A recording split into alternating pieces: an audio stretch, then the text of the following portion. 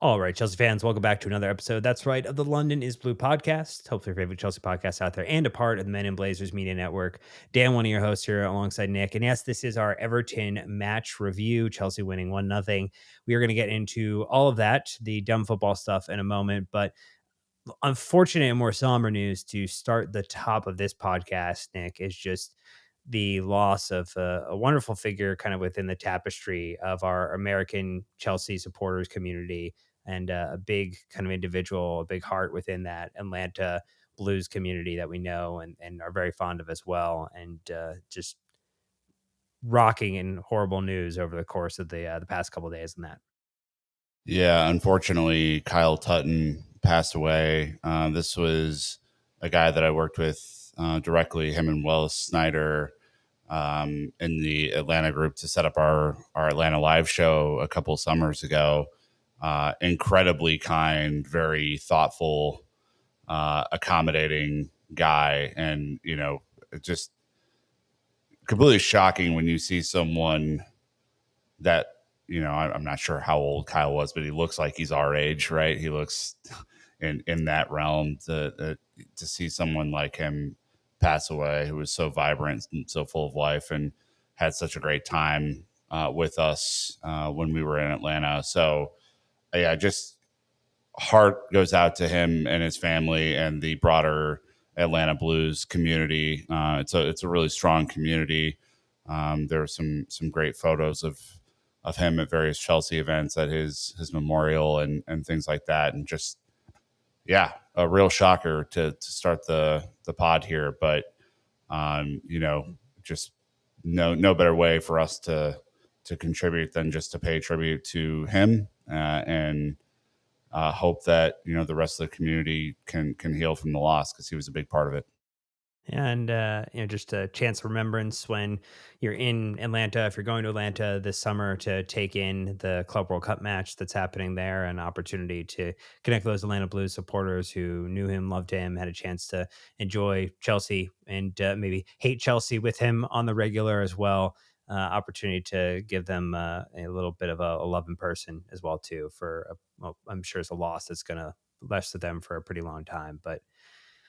With that said, sorry to start it somberly, but we wanted to pay tribute to kind of a friend of our organization and a friend of everybody here, kind of in the U.S. Chelsea community. We are going to talk about this Everton match review now, which was a win. It was a win, Nick. 2 men's wins in a row, 2 terrible women's losses in the Women's Champions League that you'll be covering the second part of in your YouTube series. So people are going to see more of a smile from you in this episode, if they're watching on YouTube, than they are in the women's videos that we've been doing recently, which is quite the turn of events. Feels like we're in the upside down, Dan. I don't particularly know this timeline that we're in, but yeah, it was obviously a good win on Saturday morning. Of course, the one Saturday match that we get in the last 9 months is a fucking 6:30 a.m. kickoff Central Time. So awesome job, schedulers, as always. But yeah, a nice win, and obviously we're in the home stretch now, so this is critical. Every point is critical. We did pull up some 3-word match reviews as well to sum it up. I gave you a couple here, Nick, to respond to. I'll let you run through the ones. You can tell us which ones you like, which ones you don't like, and then we'll share ours too. Stanford Chidge making his reappearance with the 3-word match review. How about that? We fucking won. How about that? Yes, straightforward, simple, like it. The Grick with half game heroics.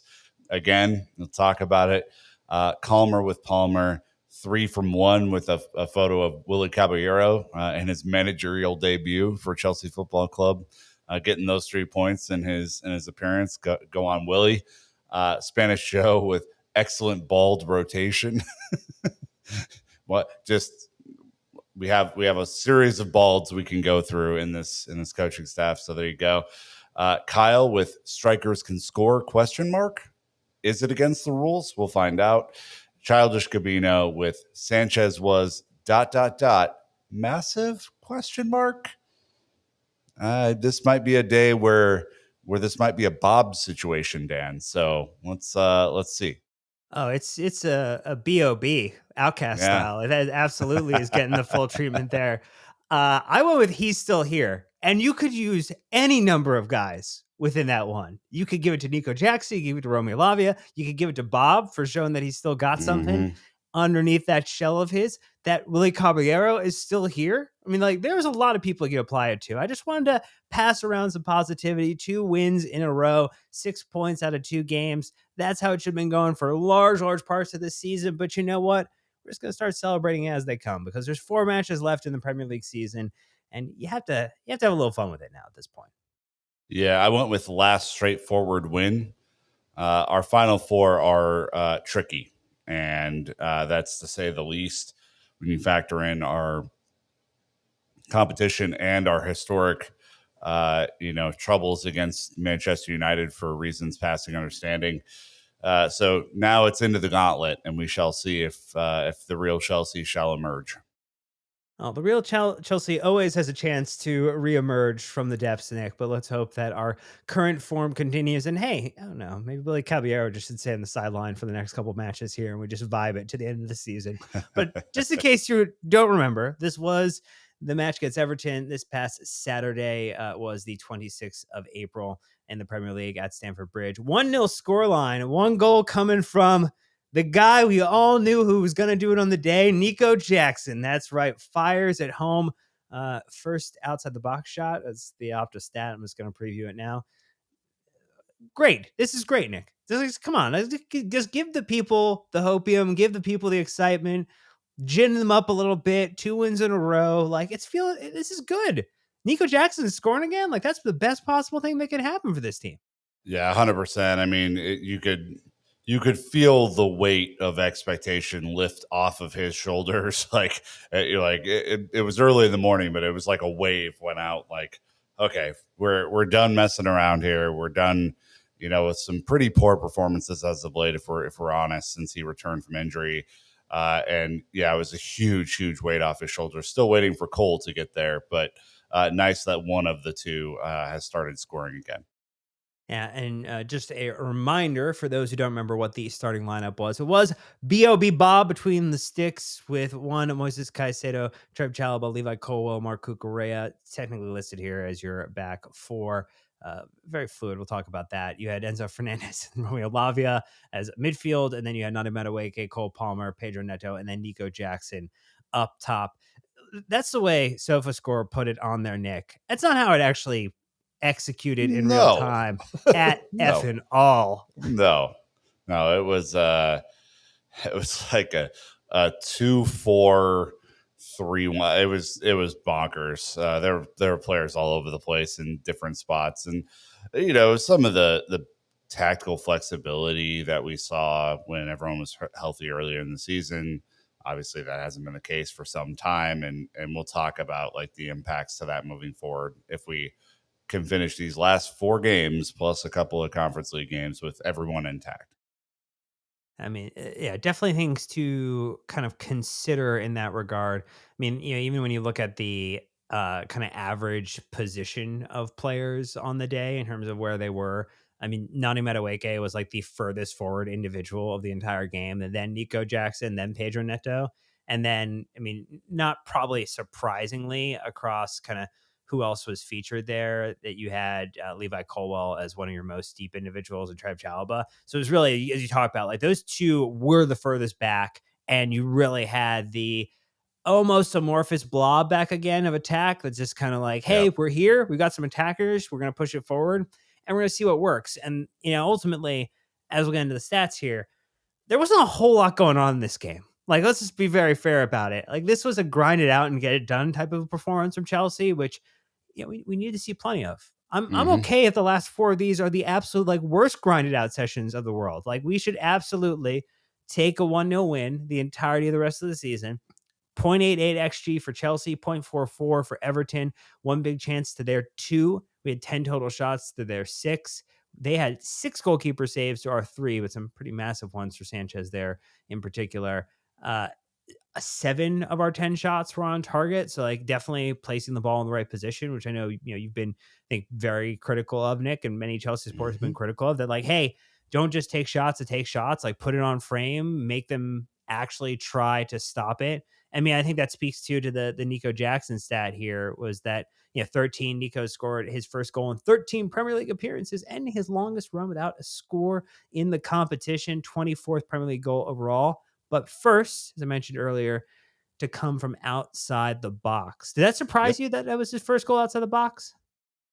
No, actually not, because he is usually kind of an in the box merchant. And even when he has received the ball outside of the box, likes to, use his technical ability to get inside of the box and create room for himself. So not really, but I'm glad that he took it. I mean, it was a moment that was crying out for someone just to try something different, and it was something different, and it worked. And it's a win, which that means, Nick. Shithouse moment of the match. It's back. This is difficult because there were quite a few in here, but I think there was a Look, general. there's been a lot of losses this year and draws where we haven't been able to do that. I know. Unload now. Give us like 3 or 4. Give So us like a smorgasbord of shithouse moments. so Nico shouldering off Noni in the celebration was kind of fun. I like that a little bit. But also Trev Chalobah was outstanding on the day, and there were a couple of times where Beto, who was a character, let's put it that way, for Everton. He is one of the biggest players you'll ever see on the field. Plays pretty small at times, and Trev moved him pretty effortlessly. And there was a moment where he got up to the ref and was like, "Are you kidding me?" And Trev was like, "Get up, you absolute muppet! You're bigger than I am, and I just disposed of you with ease." I think Trev still has him in his pocket somewhere. He's probably rummaging around in there to find him. But there were quite a few. Those were my two. Did you have one that stood out beyond those, Dan?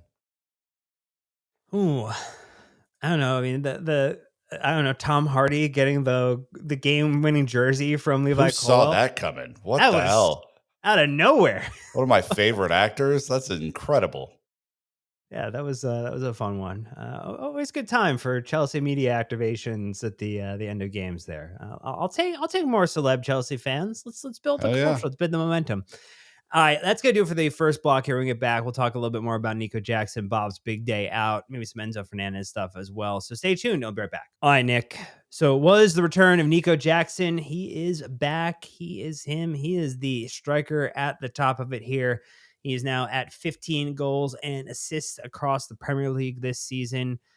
That is a pretty tidy return, although not as much as kind of his overall volume from last year. I mean, again, we are regression FC for our attacking core at the moment. That is Yep. just not the story of success and riding year over year success in that regard. He also has played a lot less, to be fair, which is like the other Yep. interesting thing you would imagine could potentially be even better in terms of like form of fitness and availability if he had played less. I mean, obviously some of that was injury, kind of induced as well. But I mean, he's going to, if he plays all 4 last matches plus play some of the conference league pieces here, I mean, that gets him maybe, 36 max. It's 36. yeah. I mean, that's still going to be off of the 44 matches played last season and then off of the 39 starts that he had. So surprised maybe like that it took him this long to get back going. And then, I mean, what's your expectation now for him with the remainder of the season, knowing that we do have some eh, decently challenging opposition, right? This was, I mean, to be Hmm. fair though, Everton don't like giving up wins. I mean, they are a team that has Hmm. pulled a ton of draws out of their hats this season. They've gotten some pretty big results, as Sam and I talked about in Hmm. the recent couple of weeks too. So like, eh, maybe it's actually a better test than we think. Than in terms of like having to break down a team, having to get a Yeah. tough result over the line. Yeah, I think so. I mean, the Moyes Everton is so different than the Dyche Everton. They're so much more like the Dyche Everton was difficult to play against because they were so rigid, right? And they would basically just defend and counterattack. The Moyes Everton's a little bit more uh, flexible to play against, and I think they have a little bit more going forward. If you kind of understand what I'm saying there, like it's not just a park the bus team, which in and of itself presents huge challenges for this Chelsea attack right now. That's goes to that being said, but like I just I'm surprised. I'm a little bit surprised because I think the narrative around Nico at the start of the season versus now is vastly different. I think at the start of the season there was a bunch of people who were like, "Let's go get Nico a backup. Let's go get Omarodion from Atletico Madrid or someone of that ilk, someone who could play a backup role and allow Nico to shine as the true starting striker in the team." And as his form has waned, and by the way, it's not just him; it's a lot of players in this team whose form has gone by the wayside. We've had to rely on other players like Mark Cucurella to get goals. Known In this, striker. yeah, no, no number 10, no left winger, yeah, no, Mark Cucurella vaulted himself back up in the Player of the Season contention alongside Moises Caicedo, but yeah, it's been an odd journey for him. I mean, 15 goals and assists it's not nothing, but it's certainly a regression from the 23 that he had last year. I think my hope for him, and look, I've made no bones about it. Nico Jackson is a player that I didn't know enough about when he came to Chelsea. I don't think even Sam thought he was going to be this productive early in his Chelsea career, Whoa, and bold claim. he has done more than I think a lot of people have expected. I won't put words in Sam's mouth. He did a lot more than I expected. But I think we had a little bit more expectation for him this year than we did last year, right? Like he was so strong. Yeah, he went on like dips and bumps where he didn't score for a few games in a row, but it was never 13 games in a row, you know?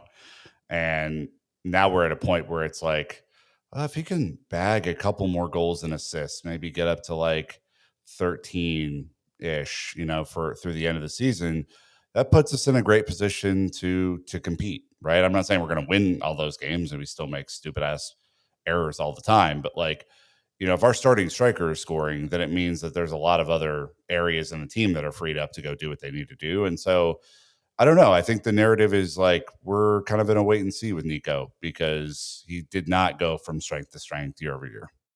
And now that Ipswich are officially relegated at this point in time, we've seen all the tweets about Liam Delap and his availability with the release clause that he has, and the apparent asphyxia and affection rather that this club has towards him as a player, Yeah. both from the current managerial and potentially the sporting director side as well. I do think it puts us in a different and difficult position in terms of what we decide to do this summer from a striker position. I think to your point, the best thing that we can get is like, can we get Nico goal or assist every game between now and the end of the season? Like that would give me a lot of comfort and joy. I Mhm. mean, this point, Nana Madueke is at 13, which is at 9 goals, 4 assists. So he's two kind of total behind Nico with actually less minutes played. So just kind of like factoring in like that there's really only been like one rise player, in terms of Madueke, and Enzo, who we'll talk about a little bit later. I think it is just incumbent upon like how do you continue to find him in this moment. I mean, Yep. and a lot of that I think comes down to too like having players who are capable of playing the ball, putting it forward. I mean, this kind of also gets to the Lavia piece being back as well. Like I think there were mixed opinions on his performance on the day, but also like I think kind of takes this is my perception.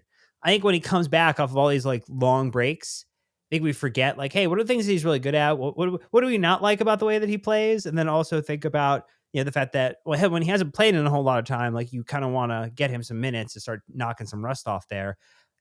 I mean, he's good on the ball. Like he's a guy who's good on the Yep. ball. He knows how to move it around. I think there was a tweet from Simon, and he's kind of put out here, Simon Johnson from the Athletic, was that like every fan base in football can play a game of what ifs. But if Romeo Lavia had been fit for most of the season at Chelsea, doesn't have to be all. This is his claim. I wanted to get your reaction to it, Nick. They would have secured top 5 already. Agree? Disagree? Um, I mean, I know where Simon's coming from. I think it certainly would have spared Caicedo and Enzo during a difficult stretch where they've been forced to play a lot of football and maybe makes them a little bit more fresh for some of these big games. He's also not contribute. He's never contributed I think he has 2 assists in his Chelsea career, so he's never contributed a goal. I don't think so.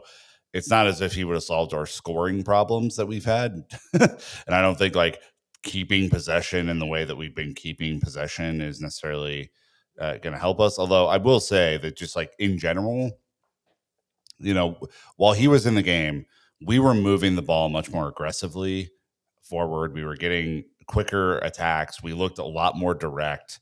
And I know that some people took umbrage by saying, when I tweeted out, hey, it's almost as if this like direct, high flying, and I use high flying in like relative terms to what we've seen from this team, is it's almost as if this works. And I got a lot of heat from that saying it's the same old bullshit. And I'm like, actually, it's not. Like if you watch the way that we move the ball in the down period, we'll call it the dark ages of this season, it was not quick. It was lethargic. It was like pass, pass, pass, pass, pass, pass, pass, with no real urgency, no direct forward play. The goal that we score is a turnover from Trev that Enzo pings into Nico. Nico takes a shot. When have we seen that recently? Like not that much. The ball's out to Neto. The ball's out to Madueke that were more direct, that allowed them to get on the ball and run at someone instead of having to like basically receive it from a stop and go forward. Like I do think that Lavia helps in that regard. He helps turn the ball over a little bit more in midfield, and I do think he can potentially be a useful player. He's played like 8% of the like total matches for Chelsea that he could have played. Something crazy like that. I don't know if that's the actual number. I think it's close.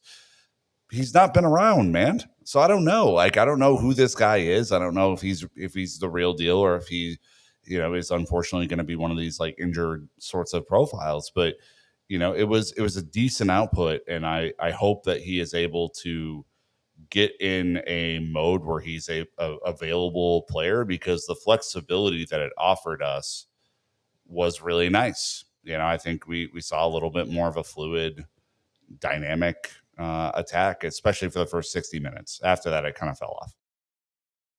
Nine starts across a potential 72 Premier League matches he could have played for Chelsea at this point in time, I guess would be the way to frame it if you wanted to think about the You said 9%.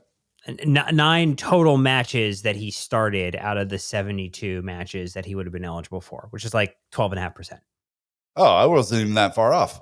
That's terrifying. That was Nick doing math in his head, and he was only 4 percentage points off. That's pretty good for old Nick math in the old head. That's Look, not bad. Nick Yield math. He has one assist so far across his One assist. 652 minutes that he has played across 13 total matches that he's appeared in over the last 14 matches he played in the last 2 seasons, and then across those 685 minutes, 4 cards, 1 assist. Yeah, so I don't necessarily disagree with Simon's take here that we would have secured top 5 already, but I also don't like. He's not scoring. He's not assisting. He's doing some of the cleanup work and the possession work.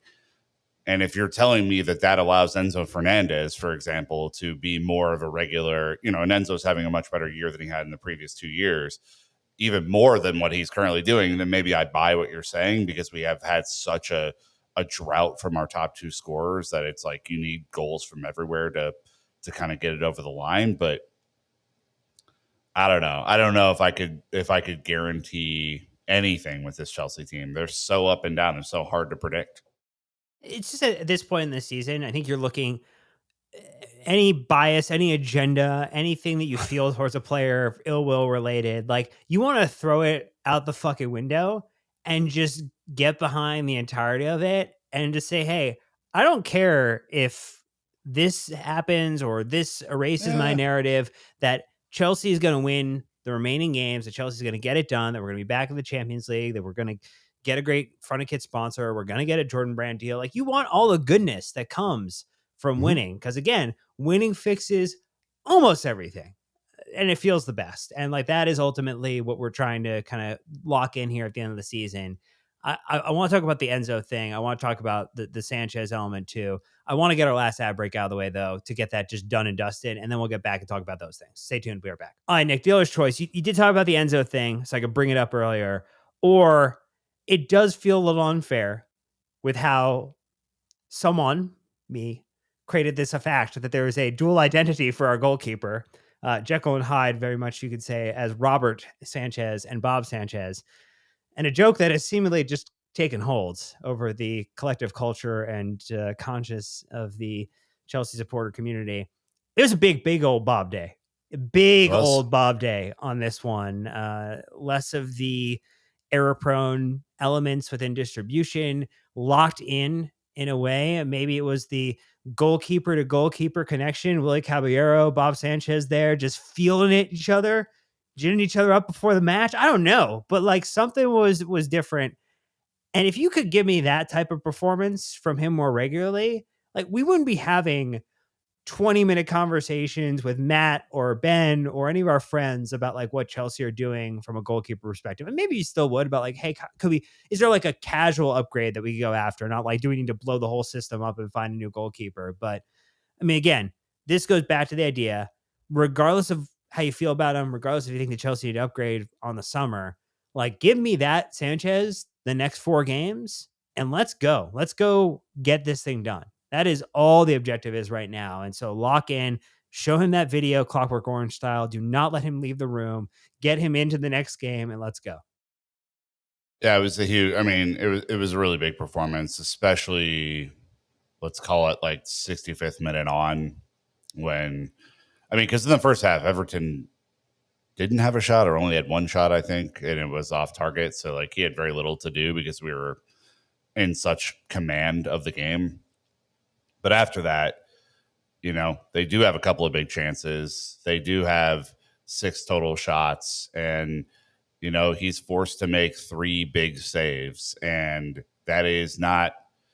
I don't take any Bob saves for granted these days, but 2 of them were particularly acrobatic and where his momentum was taking him away from where the shot was going, and he had to reach back and make a critical stop. And so, I do think it's only fair that when he does play well and he performs above expectations that we laud praise on him, just as if when he doesn't, we don't, and go a little bit the other way.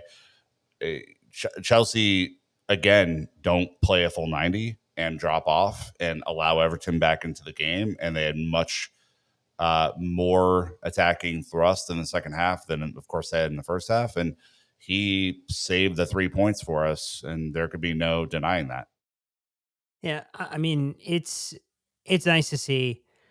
Again, you're going up against much better attackers over the next run of fixtures here, minus the Conference League Yes. fixtures that we're about to be in. I mean, just we'll talk about it in just a few minutes, but Liverpool, Newcastle, even United and Forest, all going to be a step up from an attacking perspective here. And we're going to need Bob 3.0, because if that was 2.0, then I need a full system upgrade here. Like it's a full release candidate. It's not necessarily a beta upgrade. We want to get him, I think, fully across the line here, and it would do wonders for I think the confidence of the team. And I also think too, part of it was with the way we were playing and pressing so far forward and the control of the ball that like when it doesn't get back as much and we're not in as many one-on-one, two-on-one situations where we're being forced to scramble, when our defenders are all caught out of shape, we're not keeping a tight line, we're getting played in behind. Like I think that creates a lot of frustration for Sanchez. But when we see him struggle is like when they're allowing the attackers to get back in deep, to get back in and press. Like that didn't really happen this Yep. match. And so like if you can eliminate that, you can raise Sanchez's floor. And so like do more of that to help patch for the next couple games.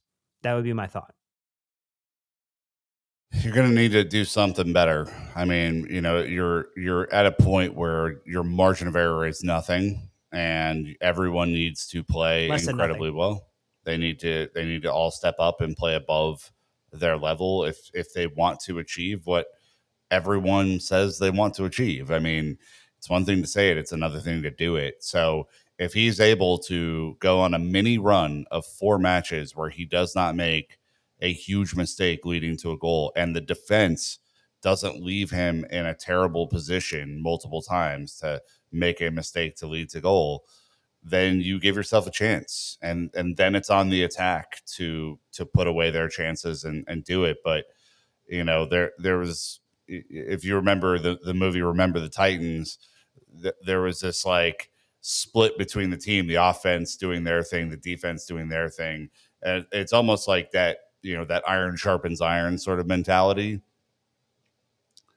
If I were Chelsea's defense, I would want to have a competition with the offense. We're not making any mistakes leading to goals, and you guys have to answer the bell to go convert the chances to get us these victories, and vice versa. If I were the offense, I'd be like, hey, I'm going to go score these goals. Don't screw this up, right? Like, I hope that there's some sort of like friendly competition inside of the team where they want to do it for each other. Um, and we'll see what happens. All right. Then shifting to talk about a guy who had a hot run at a midpoint of the season Mhm. and is starting to get on a little bit of a heater. Again, this is good news. This is good news. So, Yeah. last 5 matches, 1 goal, 2 assists, two blanks, unfortunately, against Ipswich and Brentford. But Enzo Fernandez, now on 17 goals and assists across the entirety of the season. He was on 10 across all competitions last season. That 17 ties him for his best senior season. It was at River Plate the last time, and it was actually 10-7. So we are at 6-11 right now. So a little bit of inversion there. Actually, maybe what you would like to see in terms of him assisting more players, getting more passes that lead to goal. This is nice.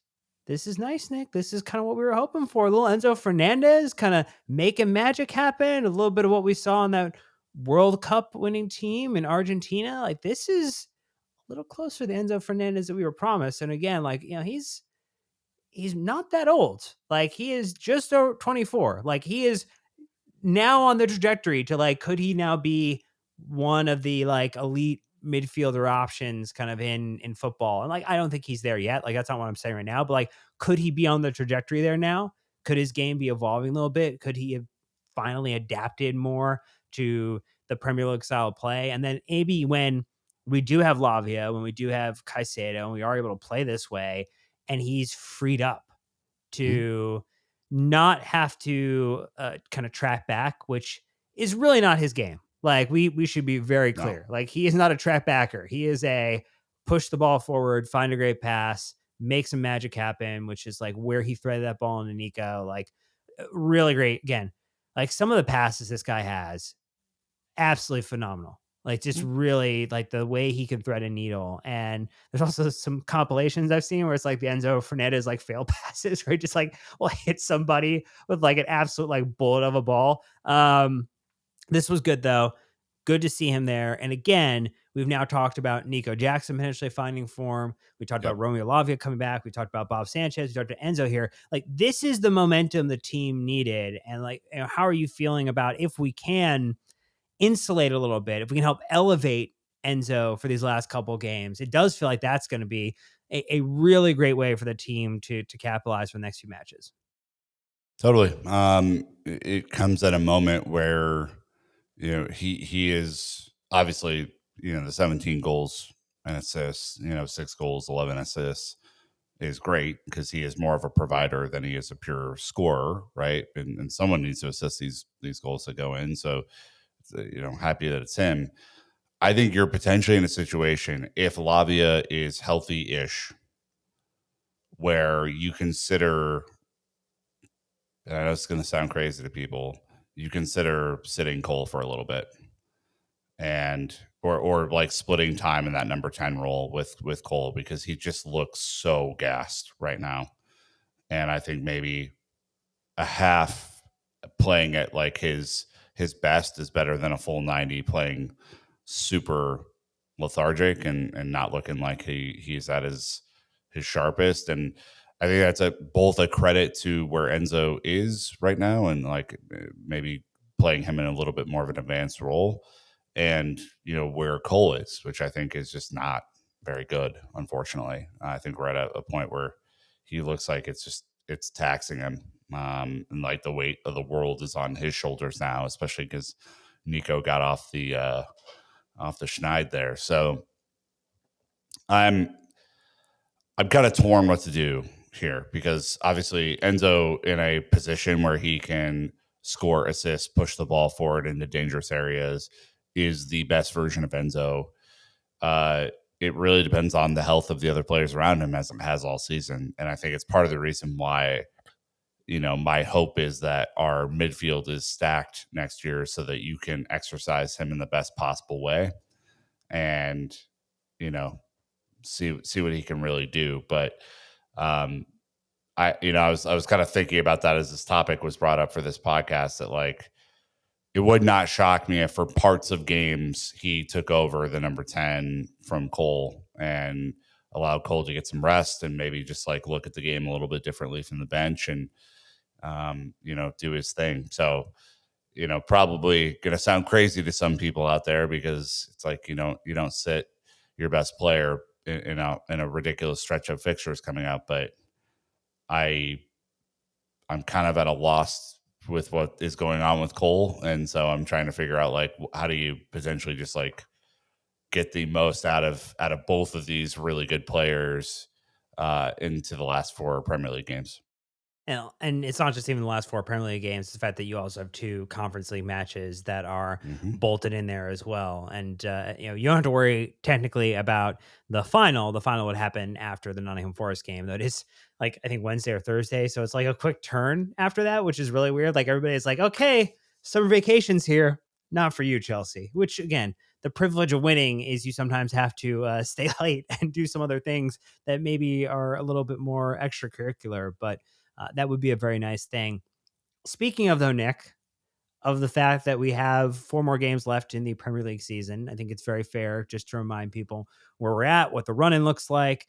Again, recording this on the 27th of April. So Liverpool have now officially won the league, which, I mean, I guess is better than Arsenal. So Yep, it sure is. yippee. Anyway, that's going to do it for that one there. But the Opta projections at the moment, as of 10 hours ago, so earlier this morning, Arsenal with a 99.97 probability that they are going to be in Champions League spot.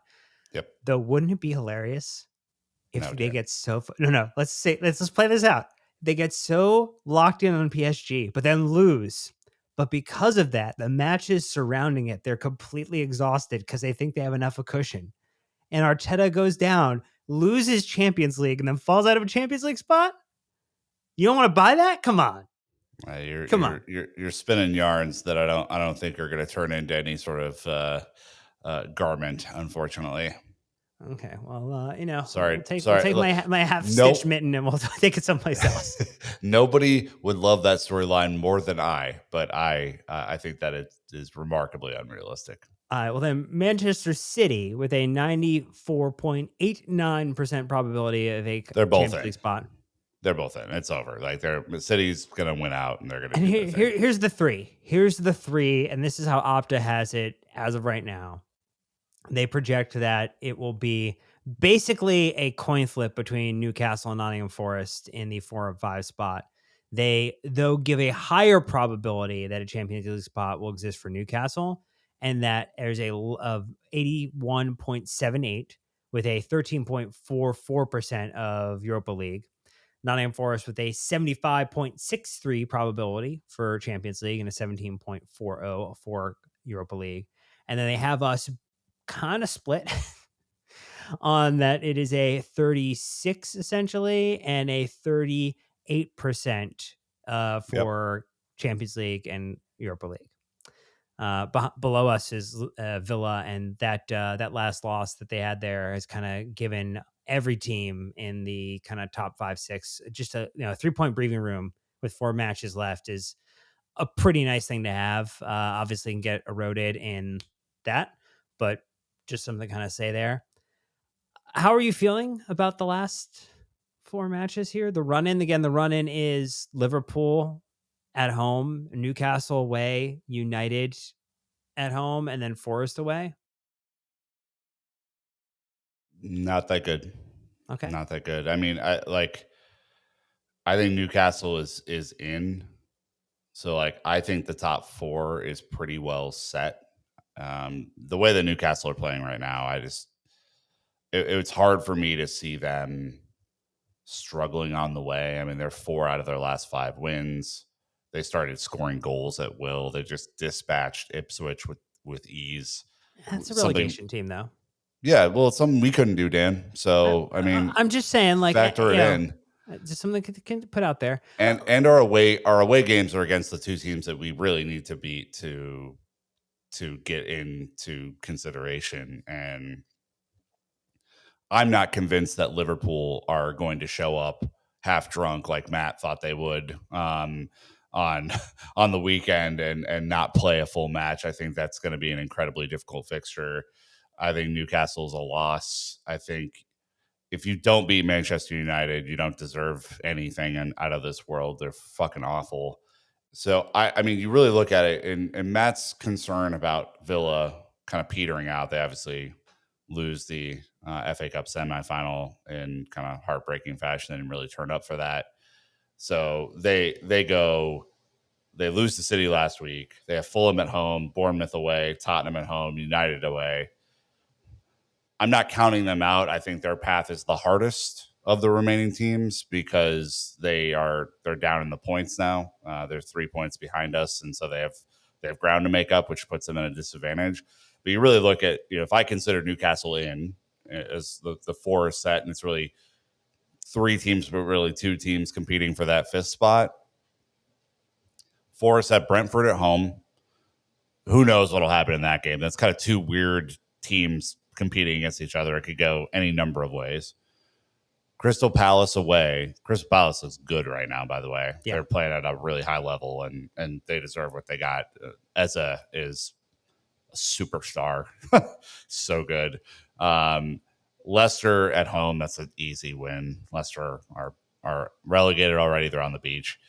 West Ham away, playing awful. They're so bad. Come on, Graham. And it ain't happening. And then it's us. And I think you like, my math puts us in 6th. My math puts them in 5th.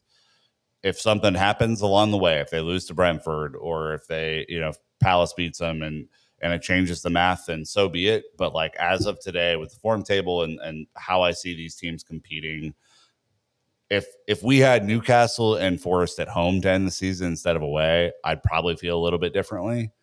But it's hard for me to see past it, and I really don't trust us against Man United. So I'm going to offer some alternative commentary, if I may. Yes, Dan, I it think is also your podcast. You may.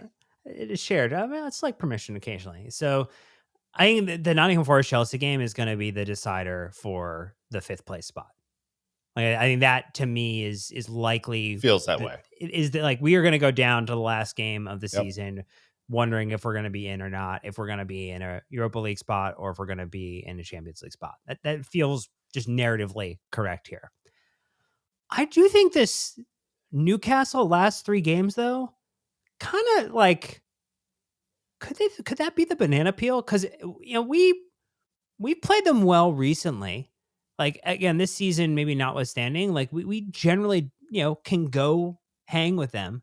And, when you look at maybe just kind of like the recent history against them, like the prior kind of 2 years, I mean, we'd had the 4-1 loss, the 1-1, which showed us, as a League Cup, which we won on penalties, the 3-2 win, the 2-1 win, and then our 2-1 loss in the League Cup. So, like, we can hang with Newcastle. Again, they were playing much better than they were when we played them earlier better in the season. So, I mean, that does change things, and maybe a little bit optically.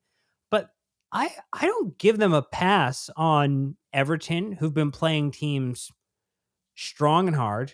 And I don't give them a pass on Arsenal, who they're not going to capitulate in the last game of the season.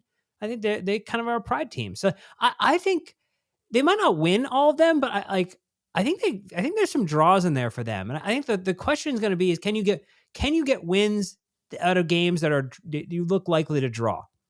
Like, can you avoid a loss, against Liverpool, which would be like the biggest next thing to do? Like, just don't lose to Liverpool to start this run of games. And because realistically, when you look back at our last 15 games that we played against Liverpool, we have only won 2 of them, Nick. Two. Yeah. Two of our last Yeah. 15 against Liverpool, all competitions. Yep. And then of that were 5 draws. Yep. So, like, we have a very bad and then our last 3, all pretty unfortunate losses. So, like, Yep.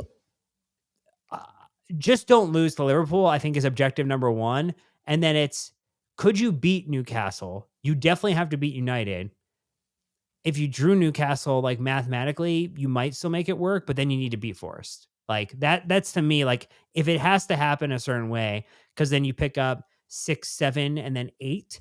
And I feel like at 68 points, which is kind of what the Opta thing hit at for like 4 and 5, like, that probably feels right to me. I mean, we need 8 more points. I mean, that's just where we are, and I think where my head goes is like, yeah, I think the Forest Chelsea game could be huge at the end of the season. I think if Forest beat Brentford and beat Palace, it's pretty much a wrap. Right? I think we are guaranteed to finish 6th at that point because they're going to beat Leicester, they're going to beat West Ham, and by the time we get there, it might not matter if they beat us or not.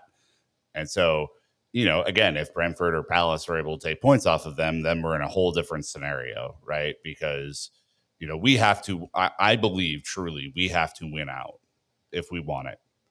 Like if we go to Newcastle and we go to Forest and we beat them at their place with everything on the line, incredible, great Yeah, it's end gonna of be the great. year, That'd be a great right? pod.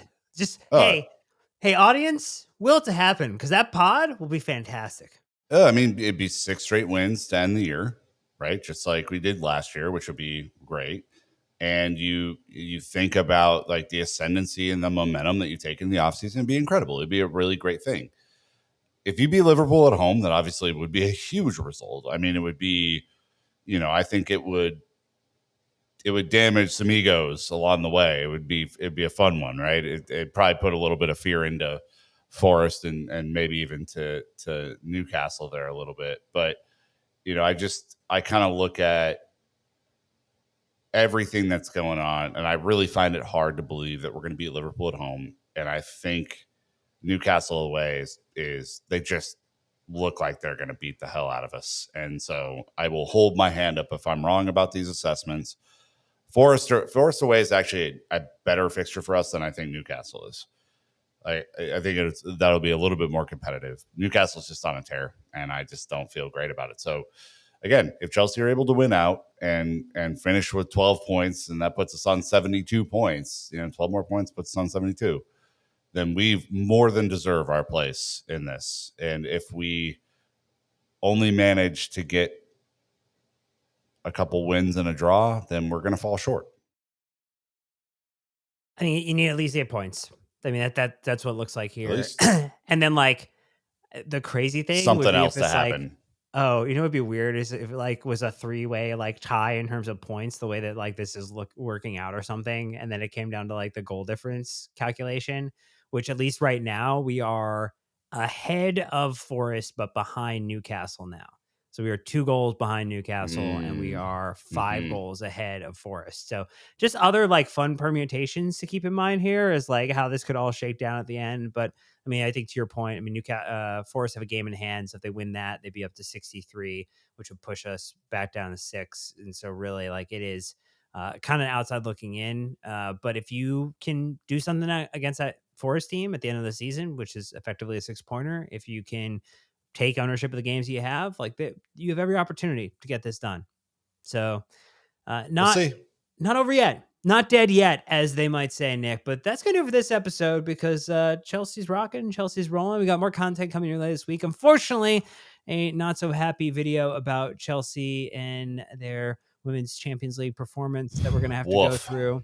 Yeah, not ideal. Plenty of content about the next round of the Conference League that we've got coming up as well. So a preview for that, as well as a match review to end the week, and then more content over the next week as well. Because again, it is coming fast and furious as Chelsea get down to the very, very bitter end of the season. But that's going to do it for this one. So until next time, Chelsea fans, you know what to do.